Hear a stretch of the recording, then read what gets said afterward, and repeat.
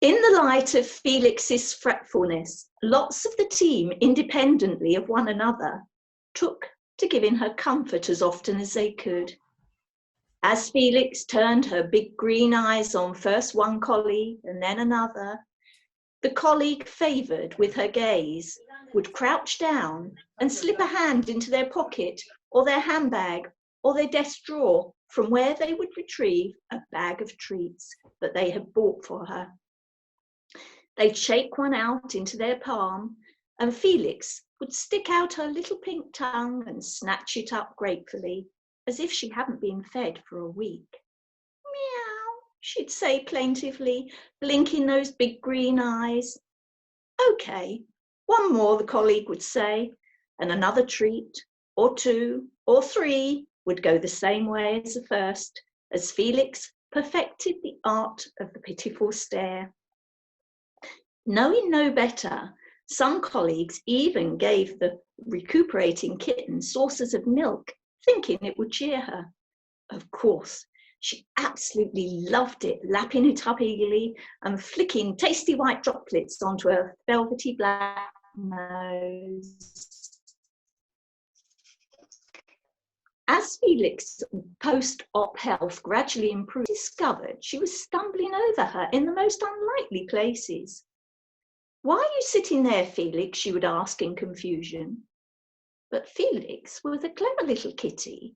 She had sussed out which colleagues, and it was most of them, kept treats for her hidden in their desk drawers or their pockets. And by now, she had located all the hot spots. The only one who knew where they all were was Felix, and she'd hover in the relevant area until the magical treats arrived. Every member of the team had a little something on their person to comfort or tempt the cat, but they little realised that every single colleague on each separate shift was dishing out the same. Kittens at that age are recommended to have 3 meals a day, but as her multitude of carers nursed her back to health, Felix was getting fed a lot more than that. But who could resist that lovely kitten face? Felix started to find her voice too, and if she wanted food, she would mew loudly until you fed her. Cats can change their meows to manipulate humans, often imitating the cry of a newborn human baby when they want food. Felix had clearly mastered this art and was playing them all like a master puppeteer. But even though her adoring fans readily gave in to her every whim, the kitten wasn't averse to making her own luck too. One Sunday shift, when it was quiet, Gareth decided to nip to Tesco and pick up a bit of shopping for home, including some Go-Cat kitten biscuits for his little Cosmo, who was only a few months older than Felix. He dropped the bag in the corner of the office and went back to his announcing, thinking nothing more of it. It was only at the end of his shift, as he picked up the carrier bag in readiness to catch his train home, that he realised a cat burglar had been at work. Someone had torn through the bottom of the bag with what looked suspiciously like sharp claws, then chewed a hole in the bottom of the cardboard box and helped themselves to biscuits. Gareth surveyed the damage and glared accusingly at Felix. She was busy washing herself, looking as innocent as anything, and simply batted her eyelashes at him when he said sternly, "Felix." She never did admit to doing it. Gareth supposed it could have been Andy. As if coping with the aftermath of the operation wasn't enough for poor old Felix, around this same time she also had to contend with another big change. While she'd been settling into Huddersfield Station and getting glamorised with her sparkly collar and fuchsia name tag and harness, the station itself had been undergoing something of a makeover too. The back offices were being entirely rebuilt, and the new layout was now ready for action. The team would be moving into the swish new setup, while the old offices would be knocked down. The new offices were still in the same location, Platform 1, and they were still by lost property and still had a customer service window, but they were very different inside. Gone was a large communal carpeted announcer's office that became a tiny tiled room, just big enough for a desk and a microphone.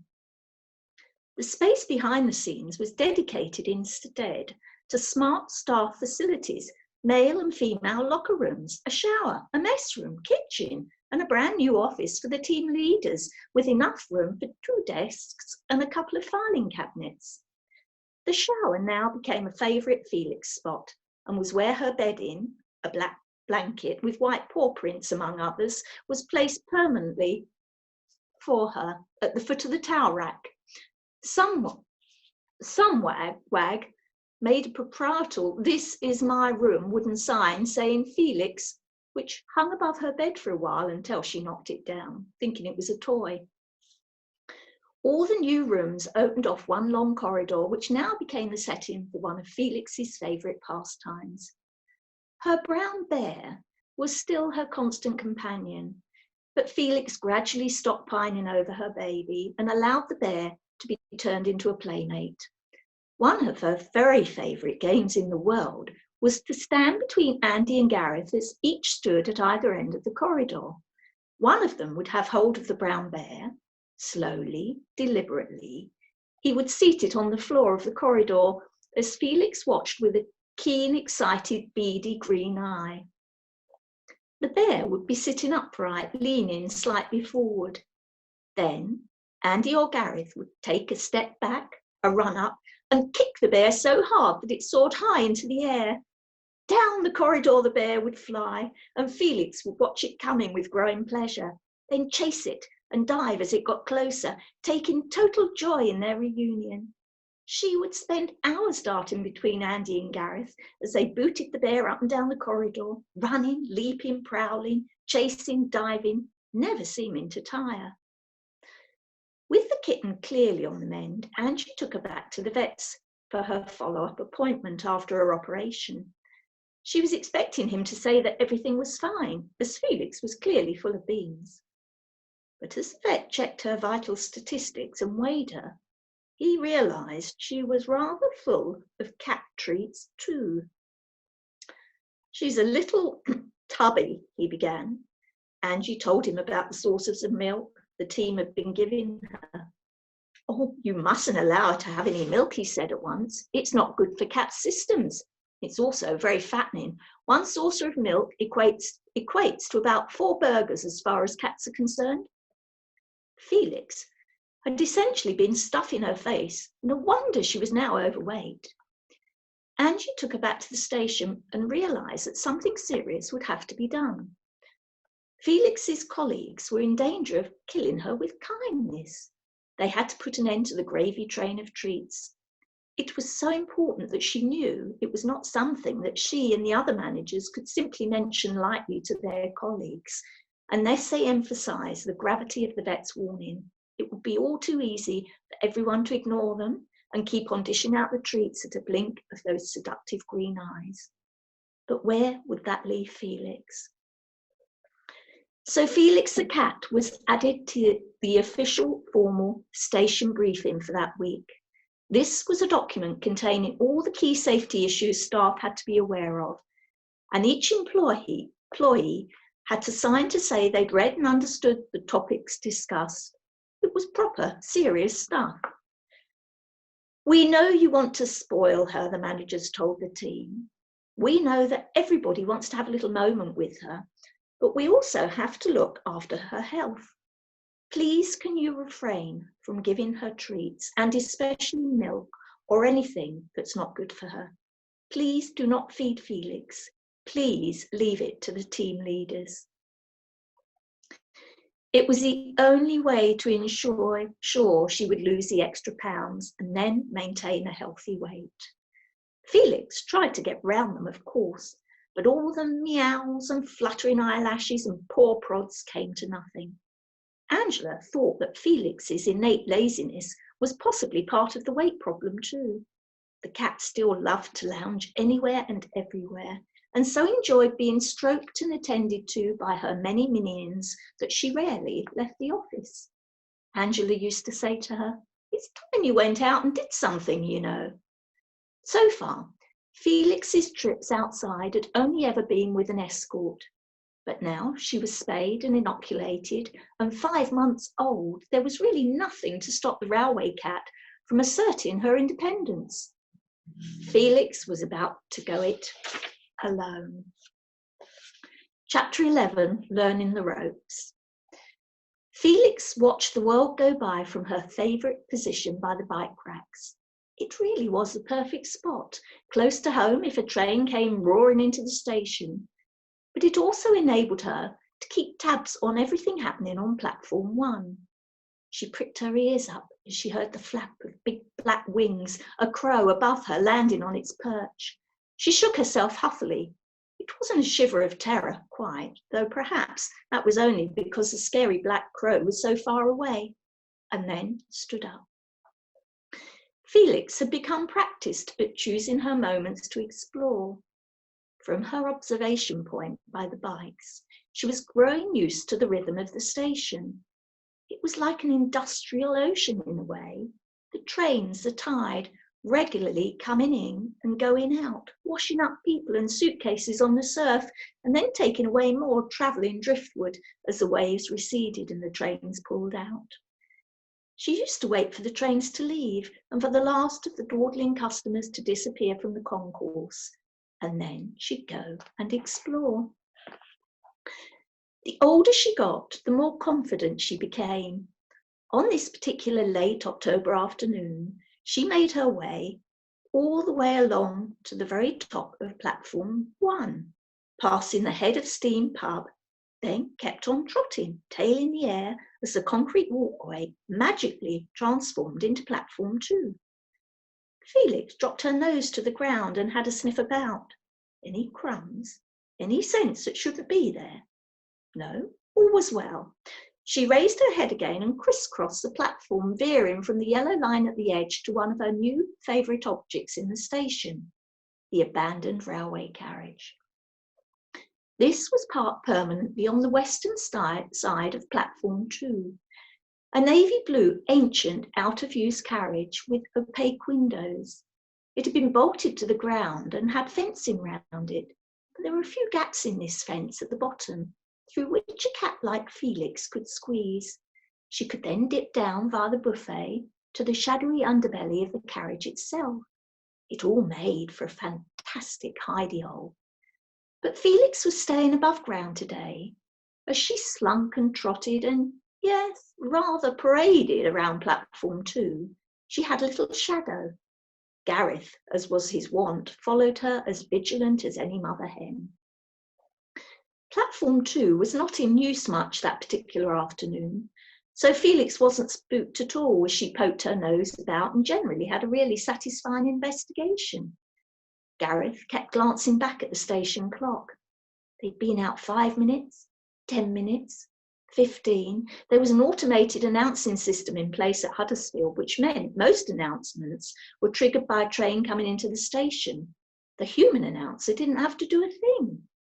This freed up Gareth to enable him to follow the cat about for a fair amount of time. But there were still some announcements he had to make. Yet on this day, Felix showed no sign of wanting to return to base. They'd been out 20 minutes, now 25. Gareth kept heading towards the kitten, hoping he could scoop her up and carry her back inside with him. But every time he went near her, she moved somewhere else. After all, there was so much to see. Felix prowled to the very end of platform 2, where it started tapering down towards the floor like a bespoke ramp for an inquisitive cat. Beyond this, the yawning mouth of the train tunnels loomed, black and empty-looking. Felix blinked at them with interest, cocking her head to one side. She went on in then her head flicked sharply to the right to look down on the grassy area over which the tracks ran just before the entrance to the tunnels.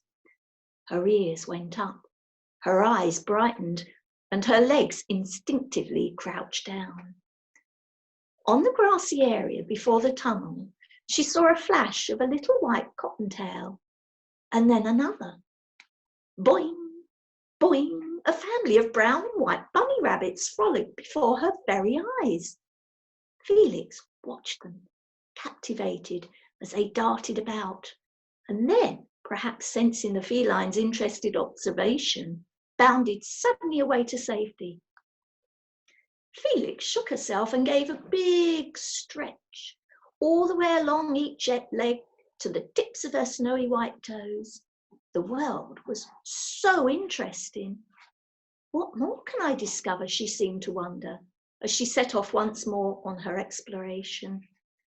Gareth Hope watched her, in contrast to his name, in total despair. He'd been out of the office for 35 minutes and he really needed to get back. Felix, come on, he urged her, but he knew she wouldn't respond.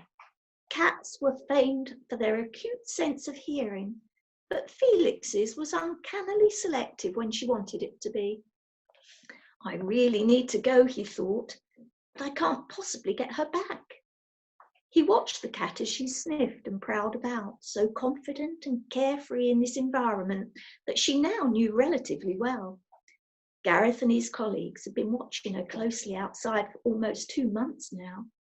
They knew she was a sensible cat, that she wouldn't cross the yellow line and go down on the tracks, that she knew where home was and could run for it if scared.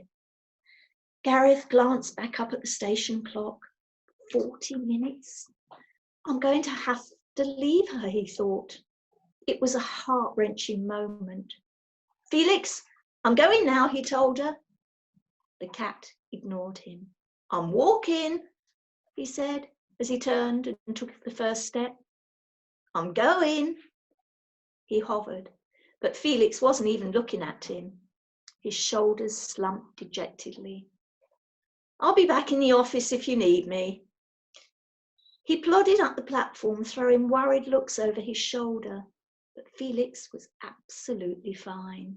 With every step he fretted, if something happens to her now. Then he remembered the CCTV and almost ran back into the office. On his computer screen were the various images relayed from the cameras across the station. He scanned through them, looking, and there, frolicking in front of the camera trained on platform 2, was Felix, a flickering black and white figure, happily sniffing her way along the ground and absolutely safe. Gareth pulled the microphone towards him and made his next announcement, the relief audible in his tone, although the customers listening would have had no idea why. His little kitten was just fine, and the mother hen could be sure of it. After that, Gareth would occasionally watch Felix on the cameras when she was out and about and he was stuck in the office, but eventually he knew he didn't even need to do that. His little kitten was growing up fast.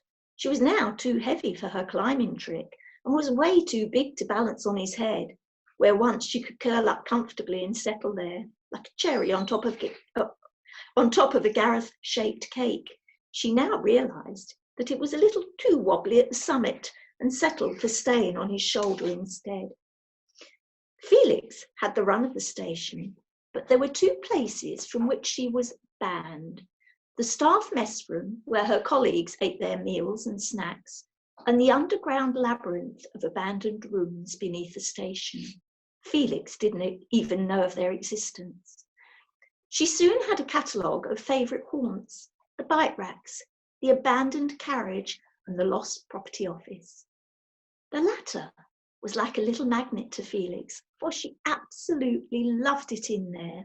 She'd wind her way in, give an affectionate greeting to Angela Dunn, then leap up onto a shelf and fall asleep, snuggled up in someone's lost hoodie or wrapped in a stranger's scarf.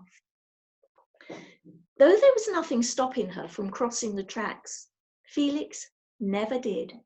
Her training from the team had worked well, or perhaps it was just her instincts that told her she shouldn't cross the yellow line. The team had worried about her doing that a lot, and with good reason. The station cat at Barnes, Roger, had lost most of his tail under a 455 one day, and he was one of the lucky ones. However, When Gareth asked some of the train drivers he knew about the possibility of Felix getting hit by a train, they'd scoffed at him good-naturedly. They never hit cats, they said. They hit dogs and other animals, but they never even saw cats on the track. The vibrations of the oncoming trains were evident to most felines so early on that if a moggy was wandering about, it had fled long before the train loomed into view. But it wasn't just the trains on the tracks that worried the team.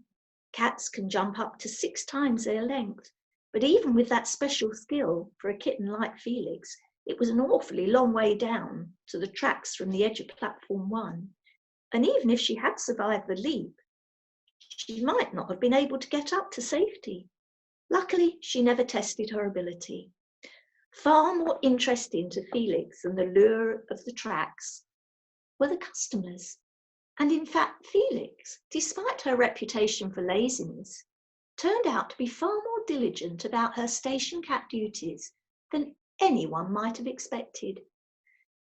Given the freedom to go anywhere she wanted, Felix chose day after day to take up her post at the customer information window, where she'd sit for hour after hour, her tail flicking back and forth rhythmically as though it was a pendulum on a clock. Felix became quite a talking point for customers. She started many a conversation between a commuter and a customer service officer, and everyone went away happier for the exchange. As the weeks unfolded and the bite of autumn started to knit the air, Felix settled into her new role as meter and greeter extraordinaire, and it wasn't long before she showed that she was great in a crisis too. As it had been in the former office layout, the customer information window was linked to the now much smaller announcer's office, so it was usually the announcers who dealt with any inquiries, along with Felix, of course. Some of those inquiries were pleasant and polite exchanges. Which platform do I need? Can you tell me the next train to Leeds? What time will the 1646 arrive in York? On other occasions, however, when trains had been delayed or cancelled, or there were emergencies on the line, the customers coming to the desk could be rather irate at finding their travel plans thwarted. As Gareth knew all too well from his time on the gate line, hell hath no fury like a traveller stopped in his tracks. He was sitting at his desk on a late turn one evening when a gentleman came to the window. Unfortunately, a train to Manchester Airport had been cancelled, and the man was in a pickle, desperately worried that he and his family were going to miss their flight. During the day, there were trains every 15 minutes or so to the airport, but it was now approximately 7 p.m, and another wasn't due for quite a while, and the family hadn't left themselves much time for their journey. "I want a word with you," the man said crossly at the window. Felix was asleep in the in-tray on the desk at the time, and she stirred slightly at his raised voice and blinked open her big green eyes. "Certainly, sir," Gareth said politely, coming over to the window. It was a tricky situation for the railway team to be in, as all they could do was apologise for the cancelled service and say, "You'll have to get the next train." But when a customer was worried and wound up as this gentleman was, it was almost impossible to appease them. As Gareth had feared, his words fell on deaf ears. The man, who was in his 50s and stockily built, launched in a tirade of complaints. He was really rather furious. His family stood beside him as he fumed, his wife nodding her head at his words, and the little boy and girl clearly dismayed that their holiday might be ruined. Then the man started to shout. Ordinarily, in that situation, Gareth would have stayed behind the glass window and tried to calm the customer from there. As he nodded sympathetically, however, his eye fell on Felix, who was now alert and standing to attention on the desk. I wonder, Gareth thought. In his campaign with Paul, he had so often said how brilliant having a station cat would be for customer satisfaction, how a cat would calm people down and cheer them up and make everybody happier. He glanced He glanced back towards the family. The father was puce with rage, and his throat hoarse from shouting. There was nothing to lose. "Excuse me one moment," Gareth said politely. "I'll come out and see you." Gareth turned from the window and scooped up Felix with one hand. "Time to prove yourself, young cat," he told her. He opened the door to the platform, and together he and Felix went to reason with the angry man. And that's where I'm going to leave it today.